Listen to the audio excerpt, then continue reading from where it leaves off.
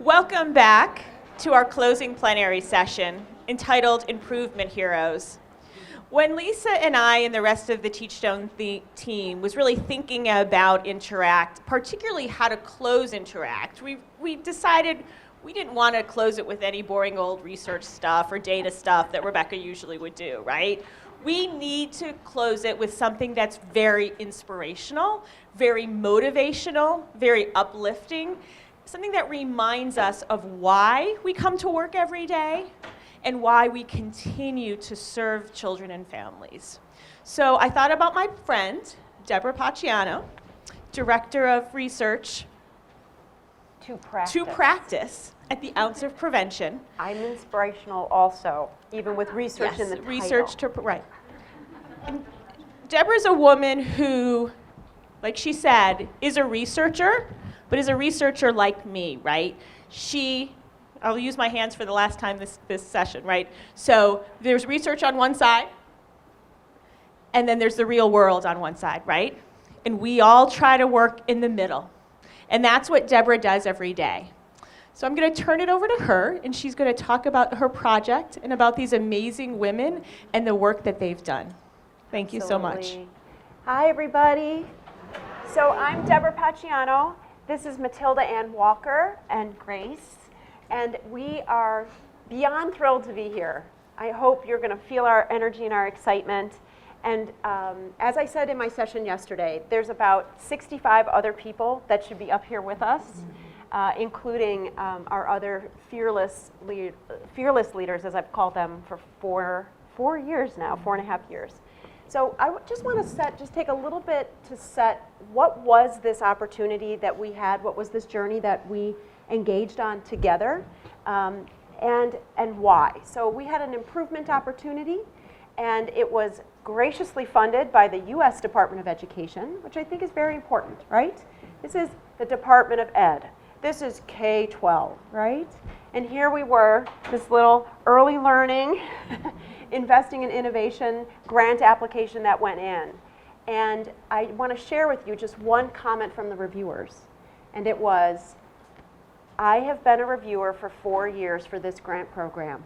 This is the first one that I have read where these people, if they do their job, will put themselves out of a job. Here we go. So this is what I had been thinking about for a set of years prior to 2010.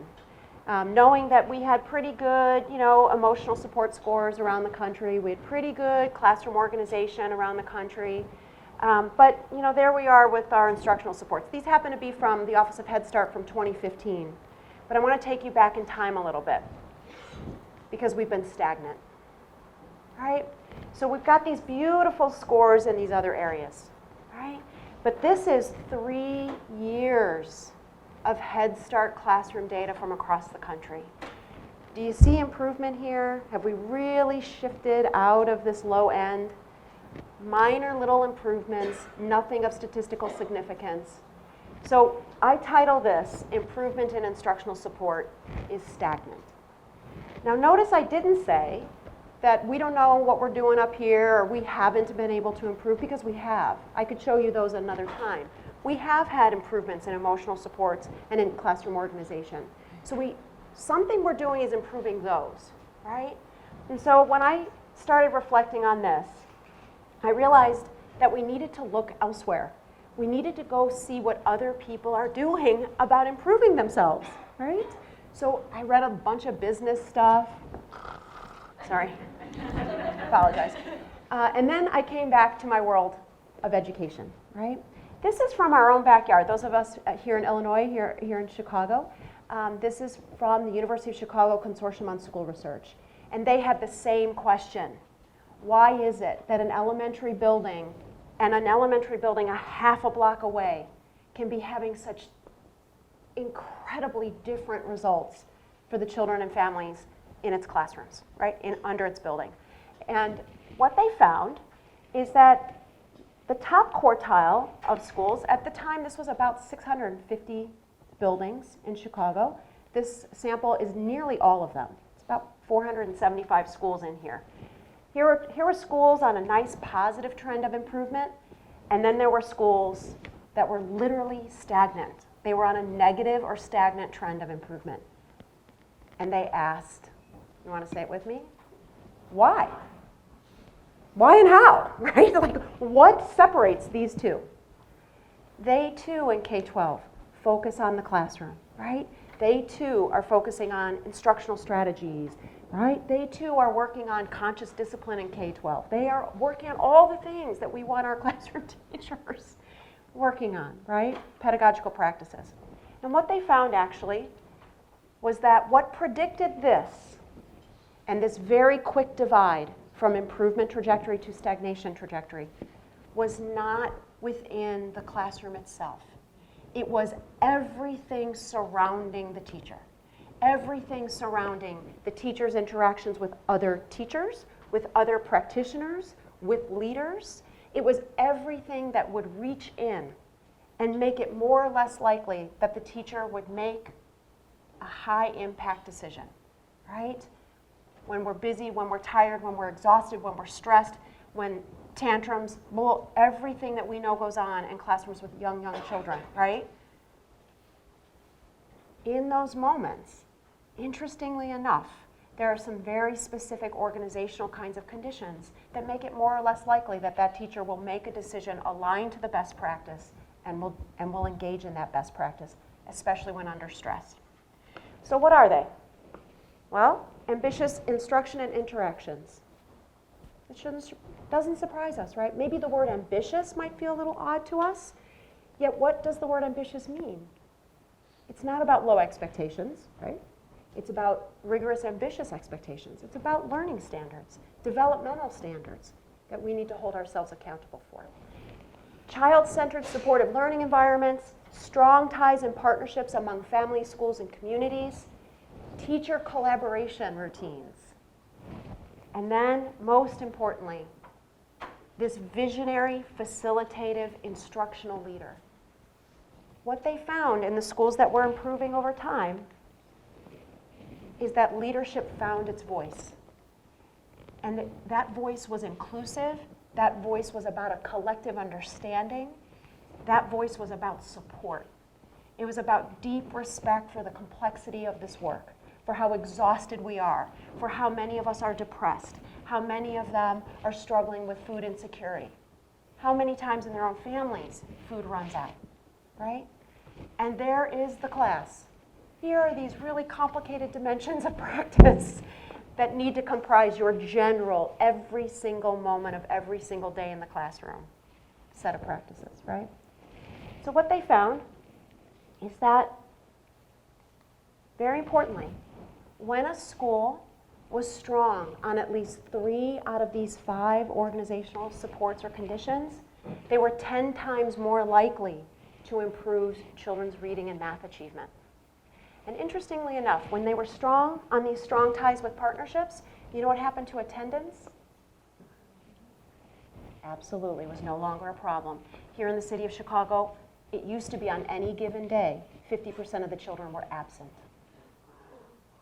It used to be on any given day, 50% of high schools had dropouts.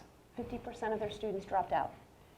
Both of those have significantly improved because this is the lens through which K-12 in the city of Chicago is asking its leaders to think about improvement, to think about supporting quality and supporting teachers and practitioners in this difficult work. So along comes the I3 opportunity. And what we did, how we structured it, is that it was guided from this system's understanding of improvement.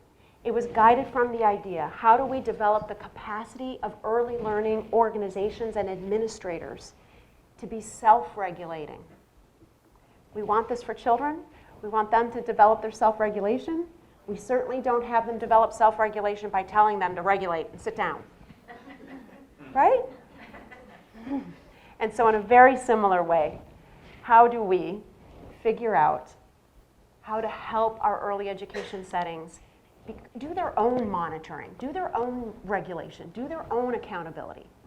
And we know that the vehicle for that are these organizational conditions with a heavy emphasis on collaboration and collective understanding of the work, right? So when you go back to this slide again, all of these lowest schools here's something else they have in common.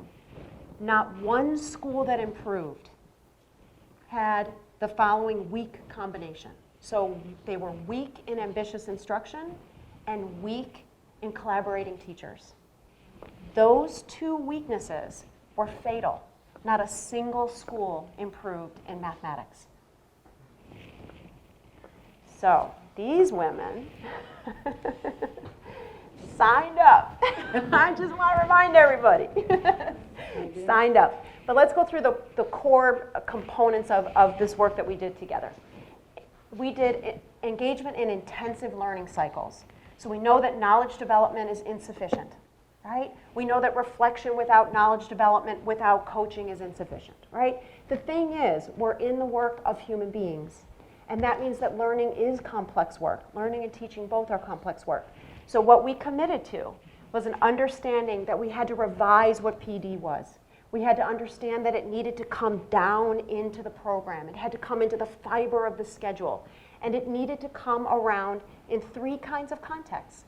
There are contexts where we do need to keep building teachers' knowledge, right?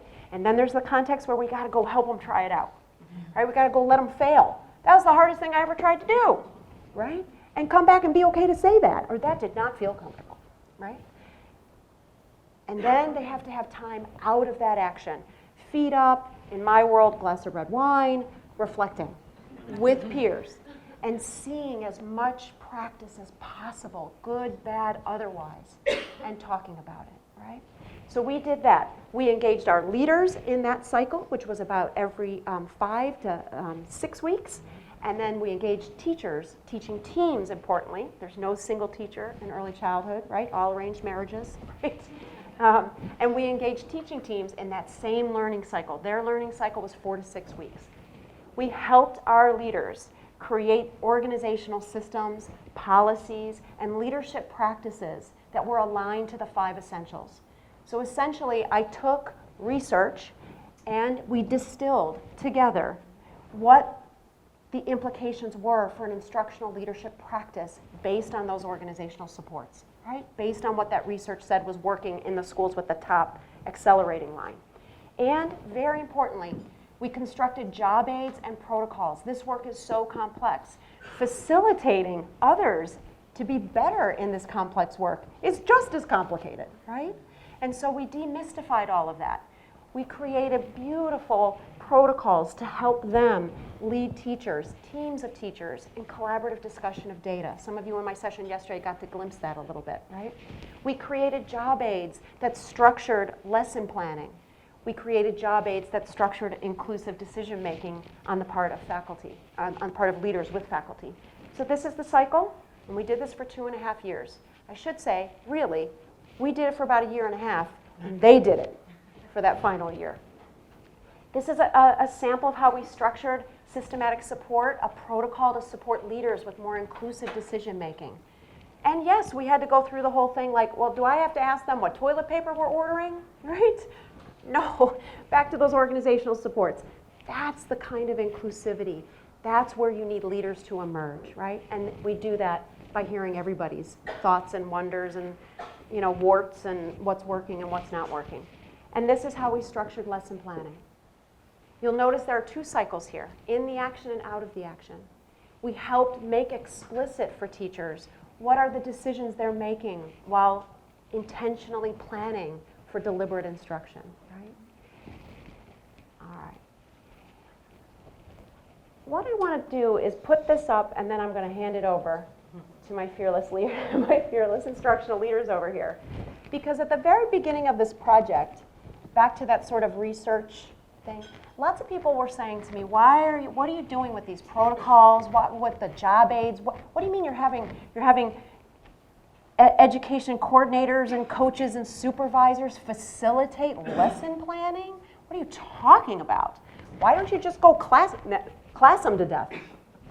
That's what they said to me. And I said, because without a coherent narrative, right, without a mental model of what our work is, who is good at their work? I mean, I can't make it through a day without 25 mental models guiding my decisions and my practice. I want to read this to you. So this is at baseline. This is a preschool teacher talking about lesson planning, what it is, how their team does it. I really like to work on what the kids know or what they're learning and kind of base it for that week. You know, I've set up kind of like an idea of where we're going to be talking about, like it's, you know, harvest time is coming up. And so we have general ideas and then, you know, what we'll focus on, and I'll pick out certain letters to focus on. And it's not always written down, but, you know, we do discuss a lot of the individualizing with what families have to say. Midpoint. Now we think of the goals first and then the children. So it was like flipping the way we would do a lesson plan. Now it's, what do I want the kids to get out of it? What concepts am I trying to teach them? How can I break it down to the different levels that are in the classroom in order for them to grasp what I'm trying to teach them? And so the teaching cycle does really drive and force you to look at the individual child, because you are asked those questions on the lesson planning protocol. Those questions are to bring you to answers about the individual child. And here we are at the end of the project, same teacher. When planning for a group of children, we follow creative curriculum in our planning and the learning objectives and trajectories for preschool children. Look at that, trajectories. But when we plan for an individual child, notice the difference here. But when we plan for an individual child, we look at where they are developmentally to plan best for that child. We pull out the observations, discuss the levels. Sometimes the families share something they're working on at home, might be of concern. We build on that. We also know to follow the child's lead. Hear the intention first, the goals, right? Where am I going? What's important? Then we follow that lead because the child takes you to a different level of thinking. You just go and you get more involved in their thinking and take it from there to build learning on that moment. I've been in the field almost 20 years. Never before this work, driven, led, facilitated, lovingly in its complexity by these leaders, have I seen this kind of transformation in a teacher's understanding of their work. Now here are my class scores. Here we go. Ready, ladies? Take a look. This is infant class. Across the top is time 1, time 2, time 3. We went from a 3.2 to a 5.5. This is toddler. 3 years of toddler class.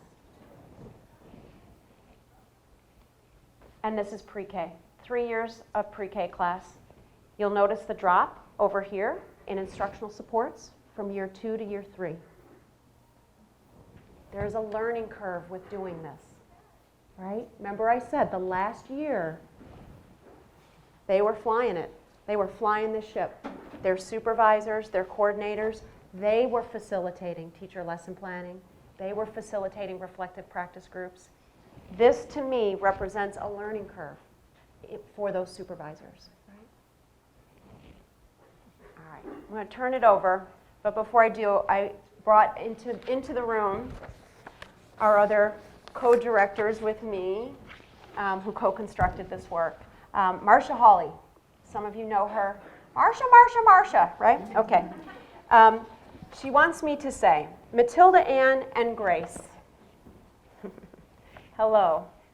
Hello, Marcia. These are some of the strongest leaders in the state of Illinois.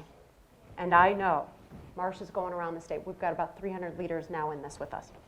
She says they have continued to work toward continuous improvement even in our most difficult, challenging state crisis. We're still working without a budget this year. They value the relationships for learning. Now they understand that the relationships we want teachers to have for learning with children, we must have with our staff. And they also have extended it to their leadership team. So take it over. Thank you, Debra, for that wonderful introduction. You guys get an idea of what we've been doing for the past 3 years with the OUNS.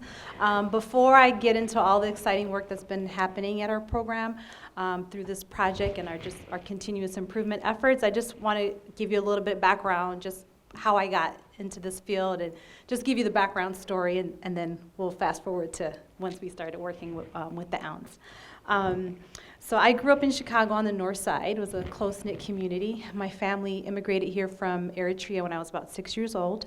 And as what's common with most immigrant families, my parents signed up for school right away, started working right away, and so, I felt responsible for my younger sister, who was 4 years younger than I.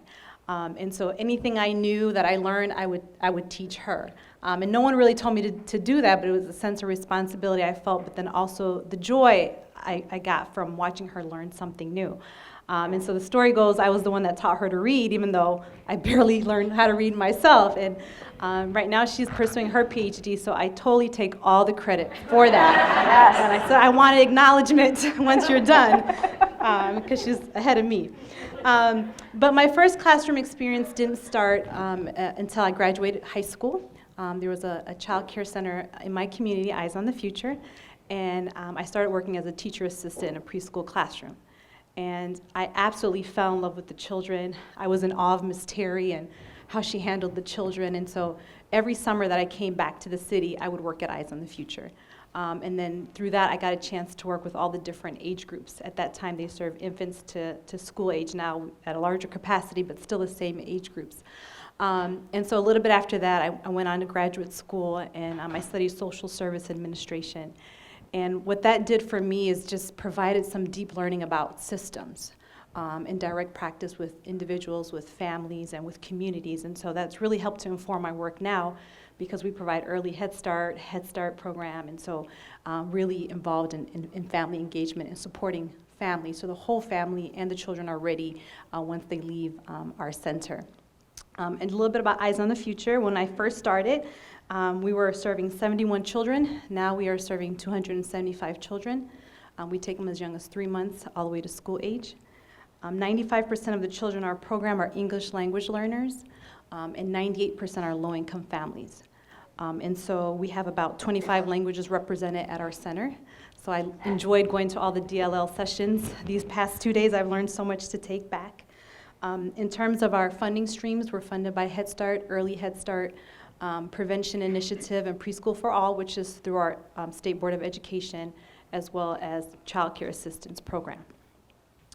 I want to say a little bit about continuous improvement. There's been so much focus with the state systems, the quality rating systems, on continuous improvement. But I really feel like it has to be a core value of a program, and something that's initiated by the leadership, that's modeled for the staff.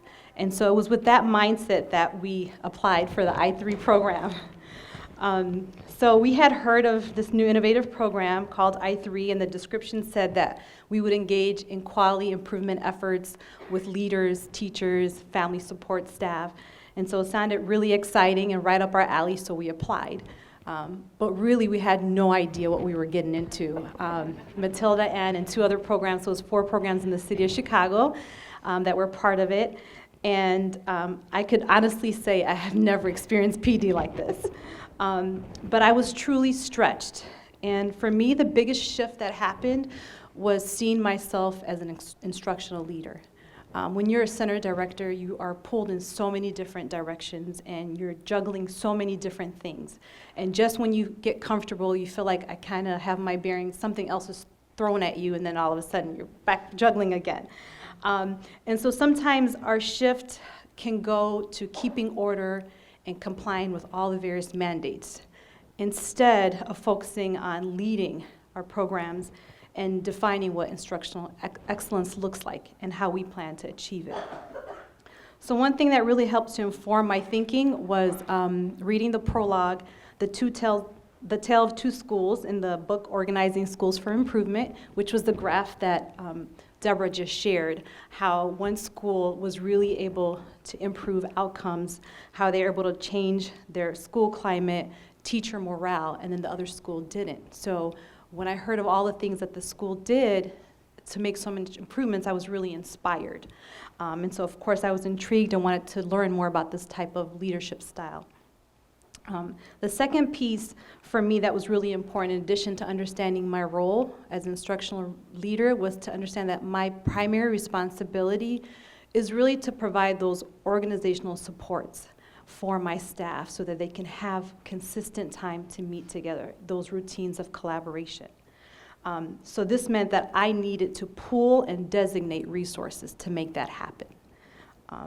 and so that teachers can do it on a regular basis. I know we get meetings and stuff like that, but this needed to happen on a regular basis to talk about their practice.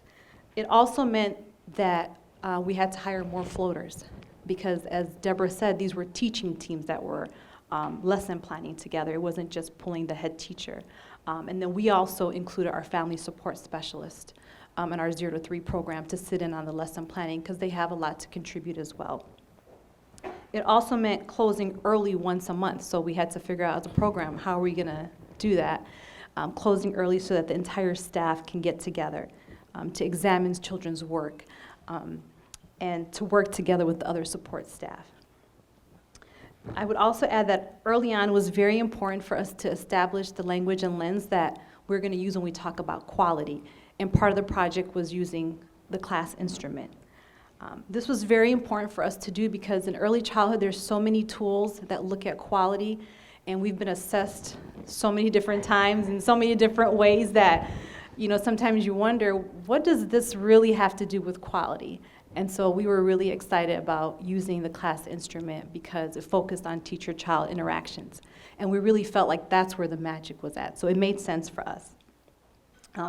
In terms of the other indicators of quality, teacher credentials, ratios, and environments, because that had been the focus of all the other instruments and systems, we had a lot of those things in place. So it was just a really good time to hone in on those teacher-child interactions.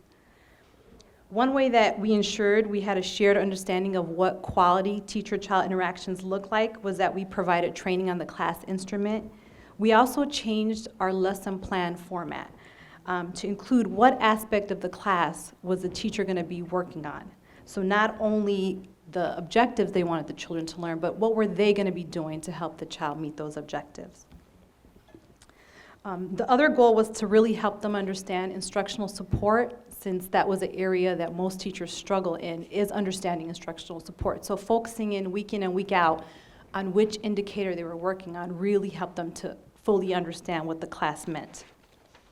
And also it helped teachers to articulate, because we found it was hard for teachers to articulate, as you saw in the example that Debra pointed out when they're talking about lesson planning and what were their goals, what were their intentions. A lot of time it was hard for them to really articulate that, but when we had it focused in through this format that we use for lesson planning, they were able to identify good practices when they were doing it and when they saw their colleagues engage in it. So I just want to share a little story just to illustrate how making a small incremental change towards continuous improvement can make huge difference when it comes to teacher-child interactions. So one of the things we've been working on with our staff is really using data to inform what they do and to analyze data. This is a toddler classroom when the teachers got together with the infant toddler specialist to look at their assessment data from the previous period. They saw that a lot of the children scored low when it came to expressive language development. And so they talked a lot about, well, what can we do to improve this? And one of the things that they noticed is that when they looked at the last week's observation, a lot of the kids were really interested in the book Goodnight Moon by Margaret Wise Brown. So they decided that they were going to make a book for each child. So there was 8 children in the classroom, based on their favorite things. So they wrote letters to the parents inviting them to participate in this project, to pick out what were the children's favorite things and to explain what the learning objectives were. And so once they did this, we saw that the children really took to the books. They were so excited. When I walk into the classroom, they want to show me their book, and we just saw a lot more conversation and language from the children around, this is my mom, my dad, and my Elmo toothbrush, and all the things that they did. And so we saw that they were really excited about this, and it helped with their language development. But they also turned to the class to examine indicators of language modeling, and they brainstormed how they could use routines. You know, this was a toddler classroom, so how could they use meal times? How could they use the diaper changing time and transitions to narrate for the children, to ask open-ended questions, and to introduce words. And so they got so good at narrating that one of the teachers shared with me that the little boy sat there, he said, "Shh, I'm busy," because she kept narrating what he's doing. And that was really hard for them because they're like, this feels weird to just be narrating all day, but they got really good at it. But because they had been focusing on it in their lesson planning meeting on a weekly basis. And so it wasn't surprising for us that once our funders came out to assess the classroom on the class, that their scores went up because they had been focusing on it. And so this was just a really great enforcer for us that when you focus on something and you're intentional about it, that you'll see improvement no matter how small it is. And this was what I believe Dr. Robert was talking about yesterday as well, this morning. And so the efforts they made really, really paid off. And so for us, this is what continuous improvement means to our program. All of us staying focused, especially the leaders, because we can get distracted by a lot of things on instructional excellence and really through a culture of collaboration and trust. Although we still have a lot of challenges, like we don't have a state budget, and administrative misalignment, I would say, within the systems, we work with a lot of funders. We've learned where to put our focus, and really we're not going to go back. And so now we value small incremental changes because that's what's going to help us keep moving forward to see outcomes for children.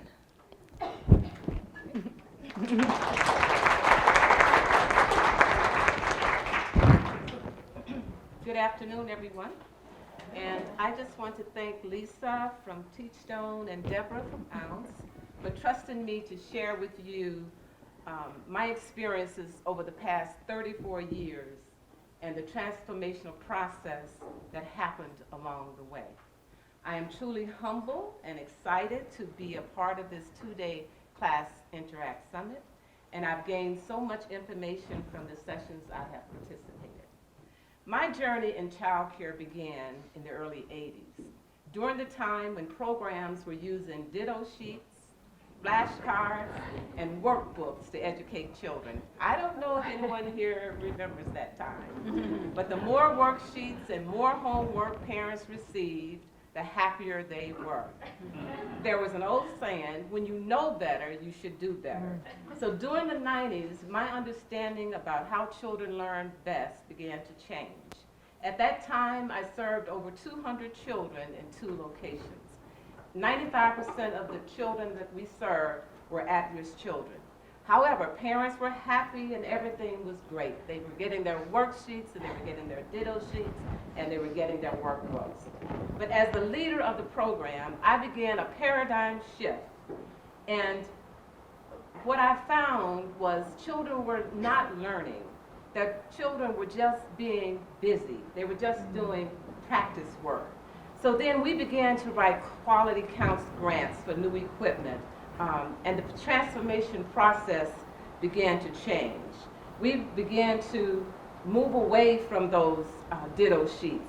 And at that time, parents were so conditioned to think that if their children were not singing their ABC songs and writing their alphabets and tracing their number sheets and ditto sheets, they were not learning. So during that time, teachers also had to be transformed because we were in the 80s and the leadership, me, conditioned them that we had to have thousands of worksheets so that we could not only use the worksheets in the classrooms, but send the worksheets home with the child. So we began to participate in off-site trainings and conferences so that we could increase our knowledge and experience about quality program. We began looking at tools like ECHRs and ITERs and the program administration scale. And we came to understand that program quality must be viewed through a larger or broader lens than only that of the classroom learning environment. And that we had to incorporate multiple sources of data. We had to look at the observations of the children's work. We had to understand the feedback and from families and from staff. So at that time, we became a Quality 2 rated program through the state of Illinois. But in the early part of 2000, we entered a partnership with Head Start and Chicago Public Schools, and the staff received more training. We had hoped that when we sent the teachers to these off-site trainings, that it would become a part of their DNA. They would come back from these off-site trainings and be so excited that they would transform their practices in the classroom. That was not the case. The quality of the staff continued to change, and we employed teachers with master, bachelor's, associate degrees to implement a research-based curriculum and assessment system. We received coaching from Chicago Public Schools as well as coaching from the Head Start program. The teaching teams began to feel overwhelmed because of the different directives that they were receiving from Head Start, Early Head Start, CPS, DCFS. And so the teachers, not only that, worked in isolation. They did not work as a team. But even with all of these challenges in the program, we became a NACE accredited and an Accelerate Gold program. And I thought we had finally made it. I said, we're NACE accredited, we Accelerate Gold accredited, that's it. Remind you, I've been in child care since 1981. We received a call. I received a call from Marcia Holly, and she asked me if I would consider becoming a part of a 3-year project through the ounce. The project entailed weekly lesson planning, reflective practice group meetings, quarterly Saturday meetings. So when the application came for us to apply, I shared the information with the staff, and they were so excited to become a part of an intensive professional development learning initiative. However, I remember sitting in the parking lot after they had made their spiel about how great this professional development initiative was going to be, and I put my hands to my head, and I said to myself, what have I gotten myself into? What have I gotten my staff into? Am I kidding? I have so many irons in the fire dealing with this funder, that funder, the state budget, no money. Why would I embark on such a journey? That partnership with OUNCE became the best teaching, coaching, and mentoring relationship that we had ever received. My teachers were so excited to come on a Saturday and look at their work. They were so excited to stay during the evenings for an hour and a half after being at school all day long to talk about their practices. We were so excited to have people could come alongside us and work with us and be able to give us critical suggestions about our work, about our practice, and what systems we needed to put in place. So we had a vision, and our vision was to ignite a sparkle in the eyes, hearts, and minds of children that will inspire them to grow and develop into lifelong learners. We wanted that to become a reality. So the OUNCE team introduced us to a system of 5 essential support frameworks for continuous improvement, and that instructional leadership and strong organization conditions were essential to promoting professional capacity, teacher effectiveness, continuous improvement. If I wanted teachers to be effective in their work and offer quality programming, it was necessary for me to employ an instructional leader that could focus on improving practices for teachers and outcomes for children. I began to realize with greater intensity that the leadership style of the director was perhaps the most potent factor influencing organizational effectiveness. I realized that if we were going to help children meet their comprehensive needs, physical, motor, language, literacy, social, emotional, and cognitive development, we had to adopt a system of practices that could be sustained even when budget issues were a problem. During the financial unrest with the state, I employed an educational coordinator with her master's degree in education to lead my preschool classroom as an instructional leader who would be instrumental and skilled in setting high standards for teaching and children's learning. The leadership team began to realize that to be more effective in our work required us to use an inclusive leadership practice to cultivate a shared vision of quality practice and improvement. You see, during the 80s, it was me. I felt it was always a decision that rested on my shoulders. During this process with OUNCE, I learned that it was not about me. It's about the team working together, making decisions together.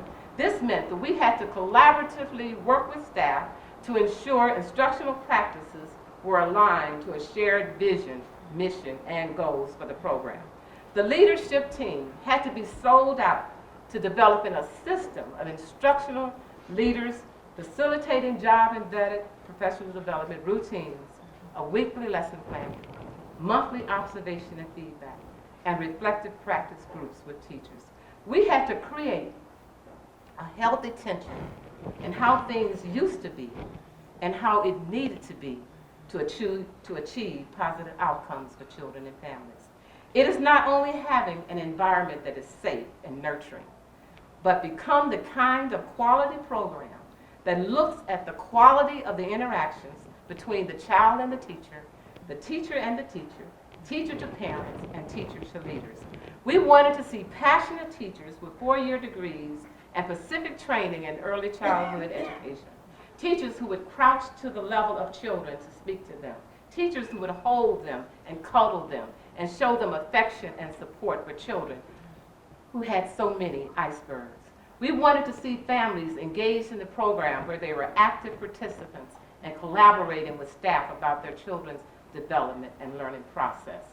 Quality programming will not and does not happen overnight. It is creating those systems of practice that would help teachers think critically and collaboratively with other staff to problem solve. And it's about getting the buy-in of your teams working toward a shared vision or goal. It is employing passionate leaders and educators who would implement practices outlined in the class, Eckers, and ITER's tool. It is understanding that as leaders, we must be present for the staff, just as staff is present for our children.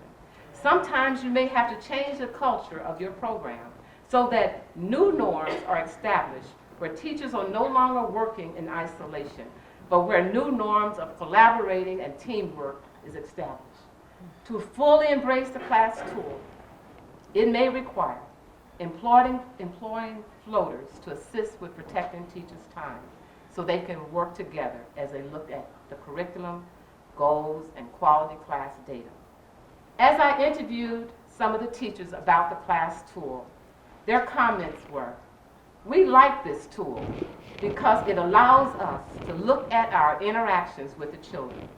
As we intentionally and consistently use the tool, we will improve our practices and the work becomes a part of our DNA." Other comments were that all of the categories are important and extremely helpful in the way they guide teachers to support children. We like how it holds teachers accountable and demonstrates very clearly what a teacher can do to better themselves while facilitating and interacting with young children. I am grateful that all of the leaders in my program are truly sold out to implementing the class tool completely. And why wouldn't we get excited about having classrooms that provide the greatest opportunity for learning by engaging our teachers and students in a positive learning environment? And why wouldn't we be sold out to come alongside the teams of teachers and view videos of their practice and the videos that are in the Teachstone, and then develop action steps and professional development plans to help them improve their work? We're sold out, the Loop Learning Center's team, we're sold out to cultivating a climate for learning where peer learning teams can look at data and share their knowledge and skills together in a respectful environment. As leaders, we realize that change will not happen overnight, but it will happen if we are patient, intentional, consistent, and deliberate in using the tools we have at our disposal. We are still improving our practices, one step at a time, and we celebrate each milestone along the way. It breaks my heart to know that 1 in 4 American children under the age of 6 years old live in poverty. Without quality learning experiences and healthy relationships, at-risk children who come to school with toxic stress are less likely to grow into accomplished students, successful workers, and engaged citizens. We can change the course of history for children if we are fully present when we are with them. And we must never, never, ever, ever underestimate the power of what we do or say as we interact with them on a daily basis, because every interaction matters. Thank you.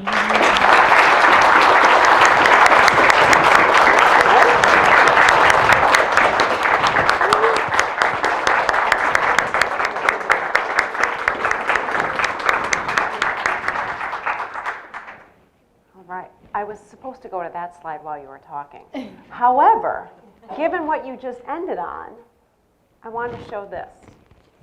What you're looking at here is data on their children during the project compared to a matched sample of other children across the city of Chicago who didn't have leaders and teachers focusing on what matters.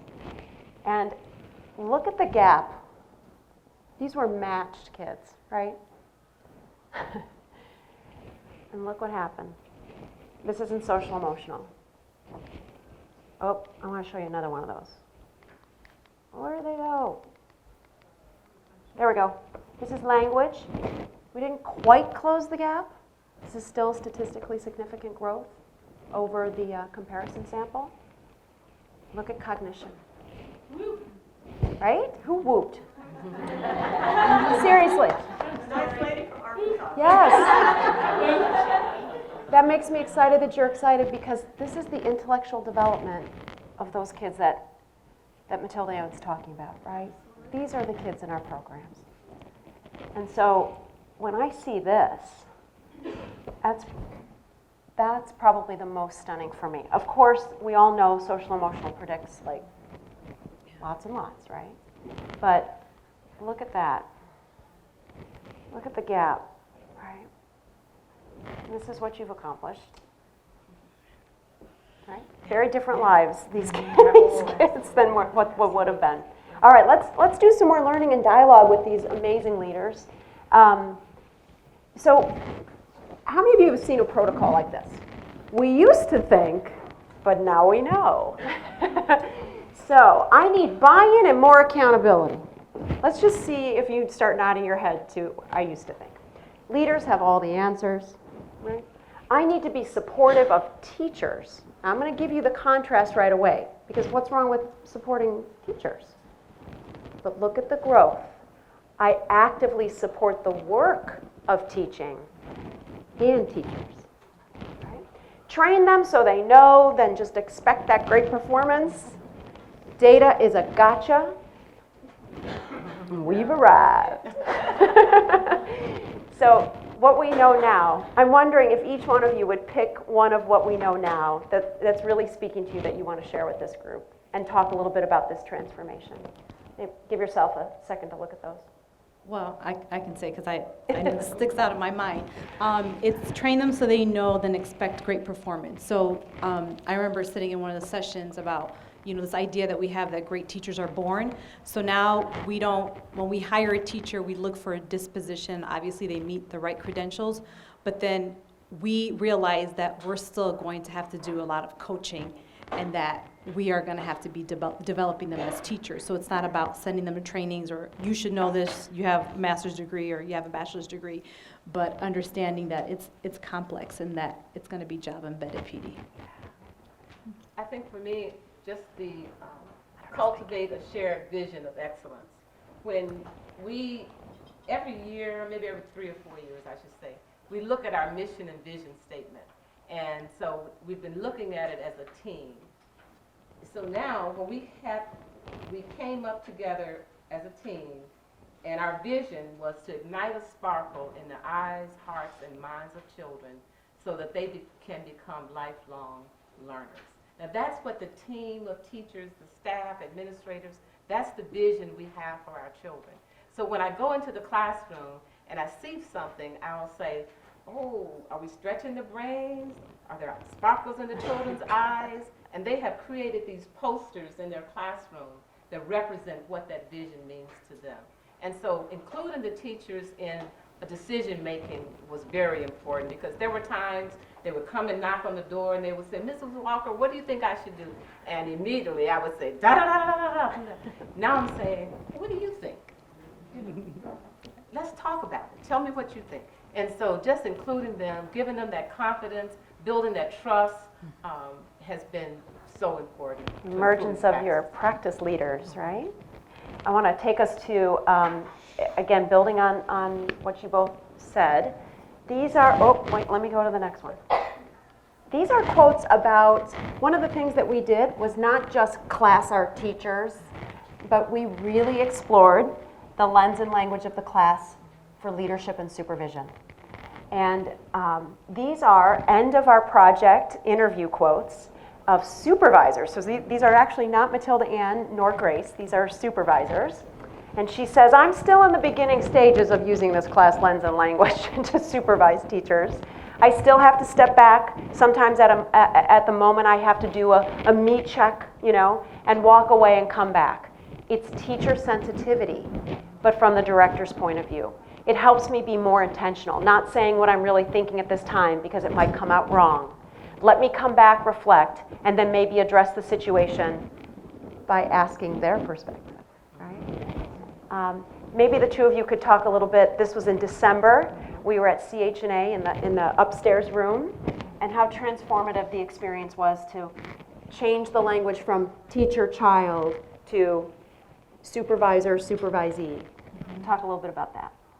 Yeah, well, we have been talking about the parallel process, and so as we were going through this this PD, we realized that there's a lot of parallels, right? So we as directors or leaders need to provide the emotional supports for teachers so that they can learn. That we also need to provide the organization. Just like we expect them to have good classroom management, we need to provide those organizational supports. And then also helping them in their thinking. And so in teaching and leading that instructional practice. And so we started to make a lot of parallels, and then it really helped us in defining our role. So we knew what we expected of teachers when they interact with children, and then we defined for ourselves, what do we expect of ourselves when we interact with teachers. And that was really important because we often talk about icebergs. Children come to school with so many situations and issues that they've been faced with. But I came to realize that the teachers come to school with the same issues. And so we want them to be present when they come through the door for the babies, right?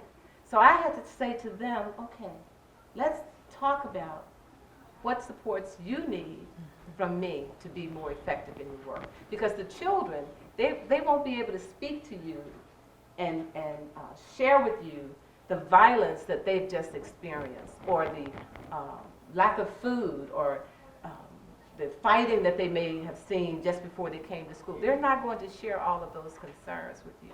So how can you be present when I know your family is suffering, or your parents are suffering, or your children have special needs? And so that's important. We have to connect to our teachers so that they can be effective in their practice. And there are times every day when I go into the office, I make a point of engaging with all of my teachers. I go in, I speak to them, I check in, how are you doing today? And there have been times when I have said, how are you doing today? It was not a good day for that teacher. So I had to take the teacher out of the classroom and spend some time listening to them, because they're not going to be effective if they have so many, what's the word for, cobwebs in their mind. So we have to connect to our teachers in a loving and trusting way. Love it. So we had some other quotes here about the effectiveness of protocols and helping you facilitate teacher growth and learning. But we're down to just a few minutes. The quote I wanted us to have you respond to, and it definitely builds from the session right before us, is a quote from our other fearless leader in this group, Jan Steptoe-Millette, and she said, I basically know this quote, we are swimming upstream. Think about that for a second when we get the rest of her quote. Thank you. All right, here it is. We are swimming upstream. What does she mean? She says, other people don't understand these concepts. What does she mean? Instructional leadership, teacher collaboration, job-embedded PD routines, studying the practice to be better at the practice. That is the work, right?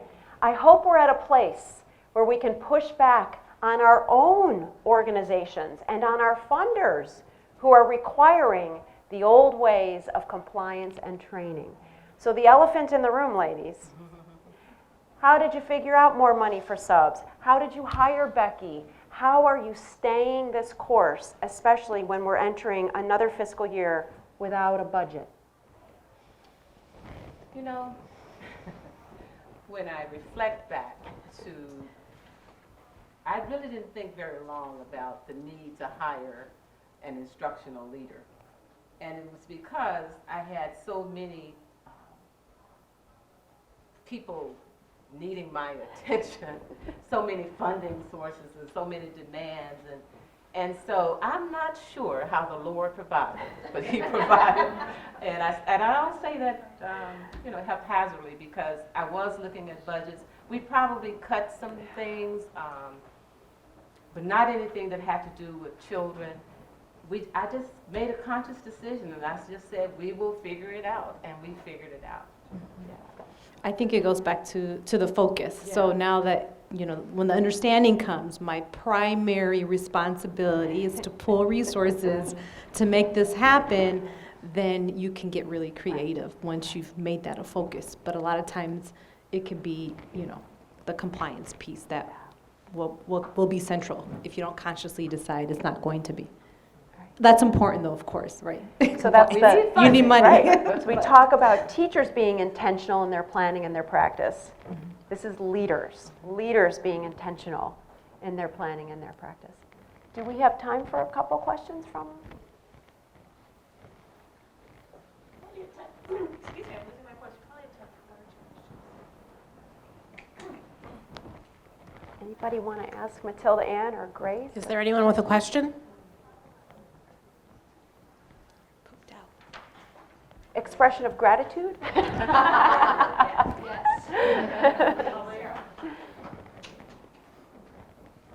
Actually, I've not been in the field quite as long as you, but almost, and hats off to you, Matilda Ann, and to you, Grace, and to you, Deb, for this leadership. This has been, Rebecca said we wanted to end on an inspirational note.